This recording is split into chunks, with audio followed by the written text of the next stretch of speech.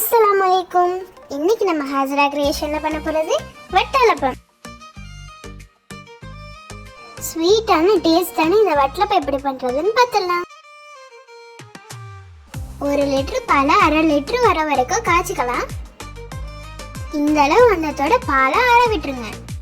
நம்ம இன்னைக்கு 10 முட்டையில தான் வட்டலப்பம் செய்ய போறோம். இதை 10ல இருந்து 12 பேர் சாப்பிடலாம். உங்களுக்கு கம்மியாக வேணும்னா இந்த அளவில் பாதியே எடுத்துங்க. அதே கப்பளவு சீனி எடுத்து நல்லா கலந்து விடுங்க. முட்டை, பால், சீனி 3ஐயும் ஒரே கப்பளவு எடுத்தீங்கன்னா வட்டலப்பம் பர்ஃபெக்டாக வரும். அதில் 3 பிரெட்டு துண்டுகளை சேர்த்துக்கலாம். பிரெட் இல்லைன்னா மேரி பிஸ்கெட் கூட சேர்க்கலாம். ரெண்டுமே சேர்க்காமையும் பண்ணலாம். பிரெட்டு பிஸ்கெட்லாம் சேர்க்கறதுனால வட்டலப்பம் பீஸ் போடும்போது தடனாக இருக்கும். 4 ஏலக்காய், கொஞ்சமாக பன்னீர் சேர்த்து அரைச்சிக்கலாம். அரைச்சதை ஃபில்டர் பண்ணி ஒரு பவுலில் சேர்த்துக்குவேன். வட்டலப்பத்துக்கு இன்னும் டேஸ்ட் கொடுக்க கொஞ்சமாக பாதாம் முந்திரியை பால் சேர்த்து கொரப்பாக அரைச்சிங்க.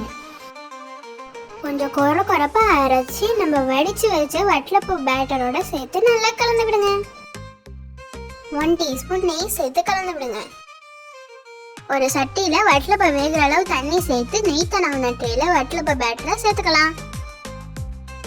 மூடி போடுறதுக்கு முன்னாடி ஒரு டவல் போட்டுட்டு மூடி போடுங்க. அப்பதான் வட்டலப்பம் தண்ணி ஆகாம இருக்கும்.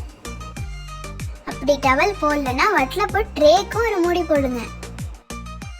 15 மினிட்ஸ் ஹை ஃப்ளேம்லையும் 15 மினிட்ஸ் லோ ஃப்ளேம்லையும் வச்சு வேக விடுங்க. அப்பதான் வட்டலப்பம் நல்லா பர்ஃபெக்டா வெந்து வரும். சுவையான வட்டலப்பம் ரெடி. நல்லா கோலானத்தோட கட் பண்ணி பரிமாறுங்க. நம்ம இப்ப செஞ்சுக்கிறது இந்த ட்ரேல 2 ட்ரே அளவு வரும். இந்த வட்டலப்பத்துக்கு ஜாலர் எப்படி பண்றதுன்னு ஏற்கனவே ஒரு வீடியோல அப்லோட் பண்ணிட்டோம். உங்களுக்கு இந்த வீடியோ பிடிச்சிருந்துச்சுன்னா மறக்காம நம்ம சேனலை லைக் பண்ணுங்க, ஷேர் பண்ணுங்க, சப்ஸ்கிரைப் பண்ணுங்க.